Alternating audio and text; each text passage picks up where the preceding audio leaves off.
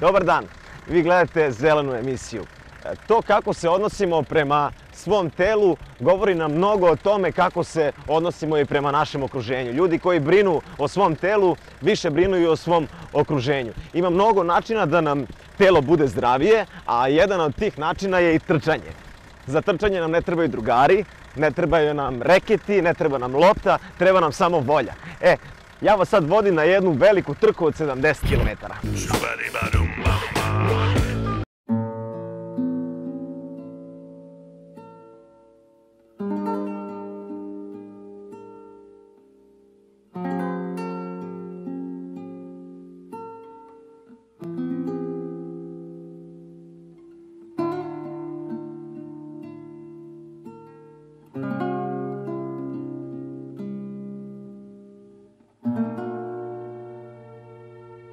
Priroda. Da li ste sigurni da znate šta je to? Trudit ćemo se da izbegavamo šume ili tako ta opasna mesta. Ljudi, klizavo je, ja ne bih ovu da uopšte išla. Ma slobodno, samo polako, gledaj ja. Kliza mi se noga, čovječ. Ako se izgubimo, trošimo mnogo vremena, samim tim i energiju. Pošli ste po džumbama i kompama, pa znaš kada ste stići? Nikad. Taj put možda vodi tamo, a ne kroz šumu. Sve smo pojeli. Bili smo gladini. Molim vas, nemojte da snimate. Grupa zaljubljenika u avanture Wild Serbia posle Divljina, Valjeva i Ljubovije prošle nedelje je došla na Zlatibor kako bi organizovala treću po redu trku preživljavanja u prirodi. Na trci je učestvovalo preko 100 ljudi iz različitih krajeva Srbije koji su upoznavali zlatiborske strme obronke sa ciljem da ih pređu što brže. Trka koja je trajala 2 dana odvijala se na 2 staze. Stazi Opstanak dugačkoj 70 km i upola kraćoj stazi po imenu Avantura.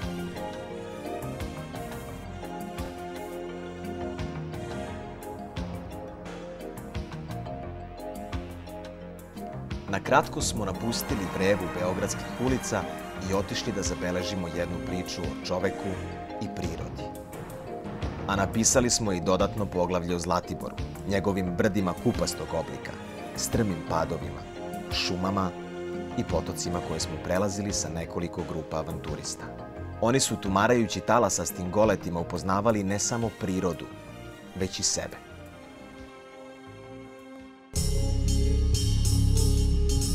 Na put su mogli da ponesu samo najosnovnije stvari. Stvari koje možemo da ponesemo to su dukserica, jakna, majica jedna, pantalone i fotoaparat, onda nož i čarape. Da. Znači, kompletna odeća, ali da imamo i kabanicu za svaki slučaj. Nož, pištaljka, busola. Najviše pažnje posvećeno je mapi područja.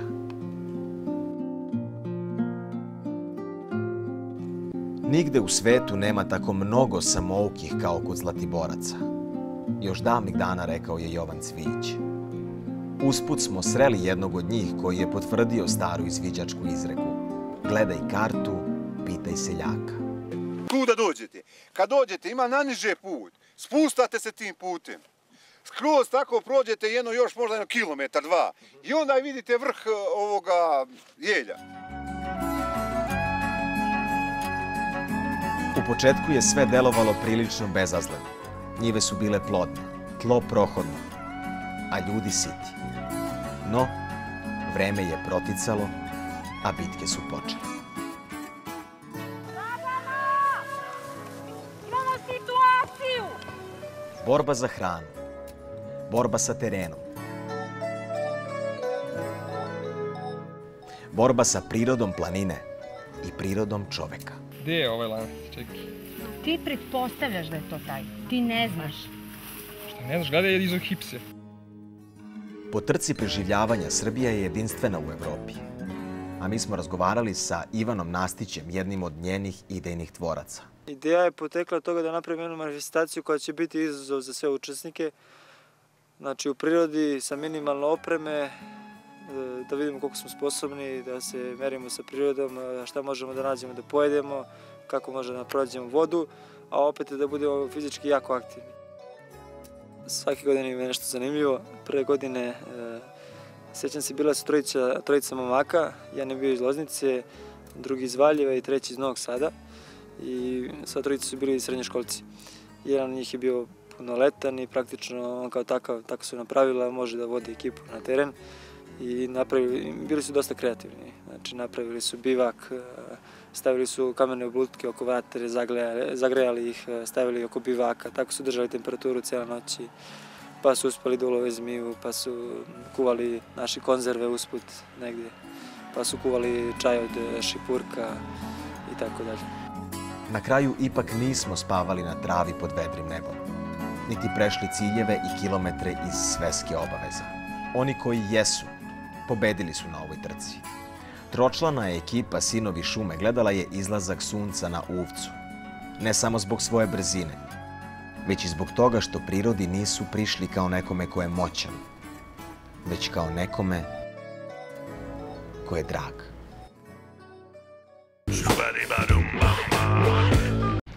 Ovo je jaje. Ako pokušate da ga polomite vršeći pritisak na njegove krajeve, nećete uspeti. Slobodno pokušajte. Zato što jaje ima aerodinamičan oblik koji mu omogućava da silu koja pokušava da ga slomi ravnomerno rasporedi na sve strane. Ono što nas priroda nauči, na prvi pogled izgleda beznačajno, ali ako zakone prirode primenimo u životu, možemo da postignemo velike rezultate.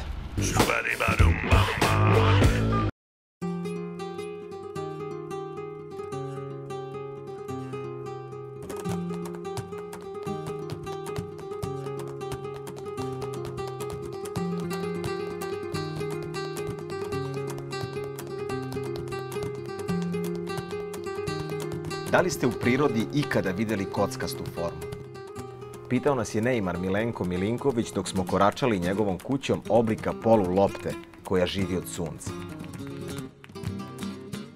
Na 30 kilometara od Beograda, u naselju Boljevci, susreli smo se sa solarnim zamkom inženjera Milenka Milinkovića. Sve ove ideje inženjer Milinković je razrađivao 3 decenije. Kad sam počinjao razradu projekta, sam sebi sam postavio projektni zadatak da kuća s jedne strane obezbedi maksimalni zahvat sunčeve energije, s jedne strane, s druge strane da je realizujem tako da ima što manje toplotne gubitke i treći projektni zadatak da barem deo energije sunca, kad ga ima višak, uskladištim za period kada ga nema dovoljno. Tako da je, rešavajući ovako postavljene projektne zadatke, opredelio sam se, prvo kažem, za rešenje oblika polulopte u tehnologiji ferocementnih ljusaka.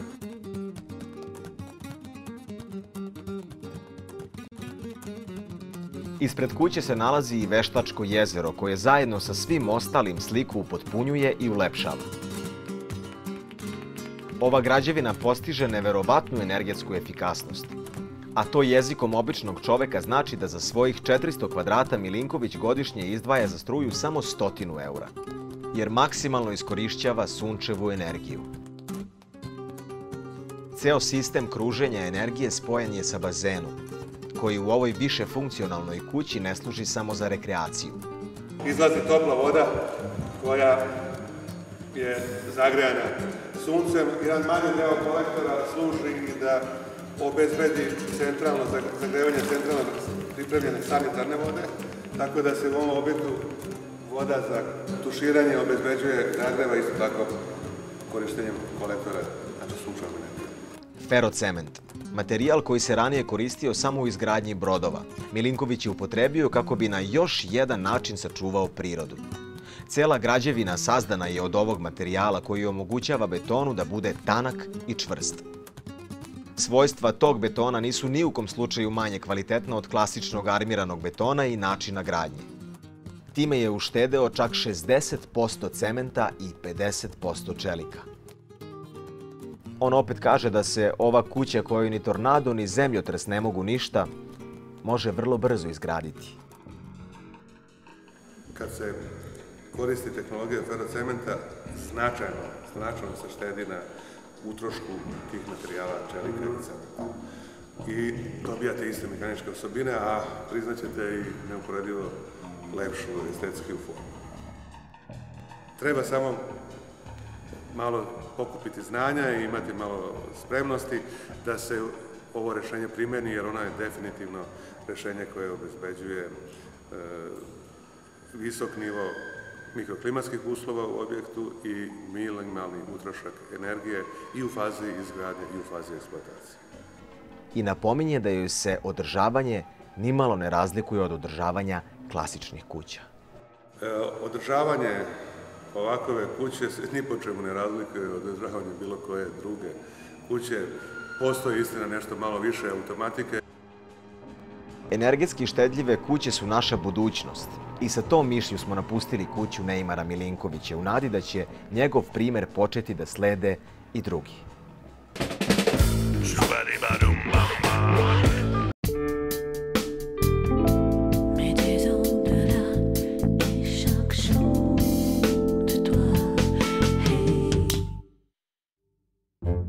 Vreme je za miran san. Moja kravica mleko za miran san sadrži povećanu koncentraciju mlečnih belančevina i vitamina B6, čineći savršen prirodan kompleks za laku noć. Uživajte u snovima na prirodan način. Moja kravica mleko za miran san. Šta jedan automobil predstavlja za muškarca i kakva je budućnost odnosa između muškarca i njegove mašine, pogledajte u sledećem prilogu.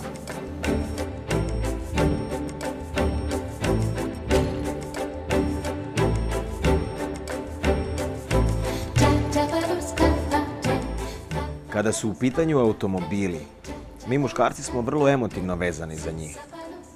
Dajemo im imena, razgovaramo sa njima. Umemo da budemo nezgodni kad neko u saobraćaju ugrožava našeg ljubimca.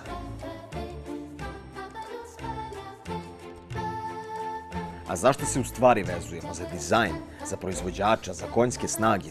Koliko puta smo realno bili u situaciji da isprobamo da li naš mezimac može stvarno da dođe do stotke za manje od 6 sekundi? Ili da li je sa sportskim vešanjem zaista bolji ulazak u krivinu? Sve ove odlike će u budućnosti izgubiti značaj u odnosu na potrošnju goriva koja kola koriste. Resursa nafte je na našoj planeti sve manje i pitanje je vremena kada će benzin ili dizel prestati da budu pogonsko gorivo za automobile. Pored toga, sagorevanjem ovih goriva pospešujemo efekat staklene bašte i ozbiljno narušavamo zdravlje naše okoline. Dakle, ono što nas sigurno čeka je borba oko uštede goriva i traženje drugih načina za pokretanje naših ljubimaca. Ovo je Toyota Prius. Automobil na hibridni pogon. To znači da u sebi ima dva motora, jedan standardni benzinski motor i jedan električni motor koji može da bude dopuna benzinskom. A na nekim deonicama puta može da radi i samostalno, to jest da u toku vožnje uopšte ne troši gorivo. Pa što se tiče interesovanja za hibridna vozila ovde u Srbiji, uopšte u Beogradu, najveće interesovanje za hibridnim vozilima je od strane pravnih lica. To su najčešće kompanije koje u svojoj poslovnoj politici imaju svest o zaštiti životne sredine i uopšte o ekologiji i ovakva vozila im se uklapaju uopšte u način i koncept poslovanja. Što se tiče prodaje hibridnih vozila u recimo nekih poslednje neke 2 godine, Toyota i Lexus automobila, tu je brojka negde oko 20-ak automobila. Nema ih mnogo koliko vidim na tržištu. To ne znam. Šta vam je to? Novac je problem, naravno. Pa to planira da bude sledeći auto. A koji auto planirate? Pa zbog budžeta vratno Prius. Zbog čega? Izgled, lepo izgleda, a drugo što je jeftinije. I naravno ekološko. To je tek novo, ne znam i koje su ni cene, nisam se raspitao, ali da, sigurno, u skorije vreme. Nemam para da ga kupim. To je glavni problem. Pa da, a i nema, ja mislim, dovoljno ovde goriva te vrste da može čovjek da bude siguran da će na svakom ćošku moći da ga kupi. Pa zato što je ekonomičniji i zato što je jednostavno zagađuje manje životnu okolinu. Pa u kombinaciji sa benzinskim motorom, da. Vjerojatno je to jeftinije, isplativije, ne zagađuje okolinu i... Ništa nešto posebno, nema, nigde nije nešto da je rečeno posebno, ali samo zato što je čistije i jeftinije, to je jedino. U svakom slučaju ljudi interesuju hibridi, ali Ono što se tiče fizičkih lica, čini mi se da još uvek svest ljudi o uopšte hibridnim vozilima nije na tako visokom nivou da bi se odlučili na kupovinu. Mi o tome vrlo vodimo računa i vrlo često organizujemo razne vidove nekih promocija, ošte mi to zovemo dani otvorenih vrata, gde pružamo mogućnost ljudima da testiraju same automobile i prosto da se upoznaju direktno sa samom hibridnom tehnologijom i njenim načinom funkcionisanja. Ja sam inače jako zelen i jako mi se sviđa ta ideja. Samo u ovoj državi teško. Koliko sam čuo, u nekim državama Evrope daju i popusti za ugradnju i za registraciju, a toga kod nas nema. Ovde će prvo da te oderu, maksimalno koliko mogu, da ti nabace poreze za uši, za usta, za zube ako ih imaš, ako nemaš još više. I tek onda će možda, ako odobri onaj tamo i onaj ovde, i ako se onaj ugradi, onda će možda. Ne verujem da će u ovoj državi zelena stvar da bude nekad pozitivno rešena. Vozili? Zbog čega? Da. Ekonomičniji. Samo zbog toga? Pa i manje zagađuje. Ne, verovatno. Zbog čega? Po nemam iskustva, ne znam. Jedino zbog toga. Vozio bih, da. Samo kad bih mogao da ga priuštim. Pa ne bih sad, mislim, ja bih čekao da se to malo poveća, a ne ja da budem pionir toga. Ne. Zbog čega? Pa ne sviđa mi se to. Vozio bih ga čim bi mogao da ga vozim, kad bi ga dobio, vozio bih, što da ne. Vozio bih, da. Samo kako bi dobili toliko energiju, to je veće pitanje. Da li bih vozio? Da li biste vozili? Pa vozio bih sigurno. Upravo zbog toga što je hibridni, što je manje zagađenja. Pa jeste razmišljali možda da priuštite sebi jedno? Nisam. Zbog čega? Nemam pojma zašto ne.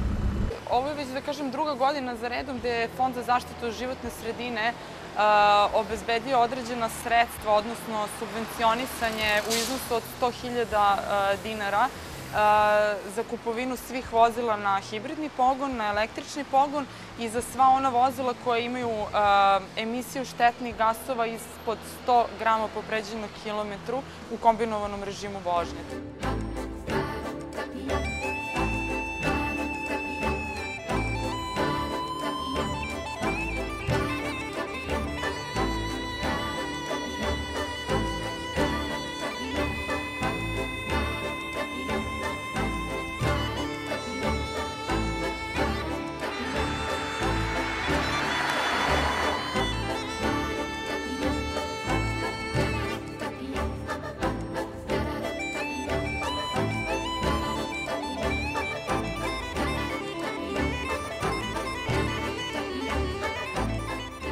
Poenta je da promenimo naše navike. Ako vozimo auto po gradu, onda ne treba da vozimo terensko vozilo koje ćemo posle jedva da parkiramo i koje će da potroši 20 litara goriva na 100 km.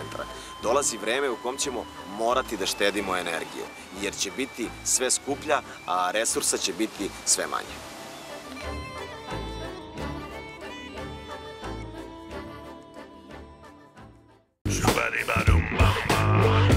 Gledali ste još jednu zelenu emisiju. Pišite nam ili se javite zato što će ekipa zelene emisije uskoro pokušati javno da reši probleme o kojima nas vi obaveštavate. Pozdrav i naravno emitujte zeleno.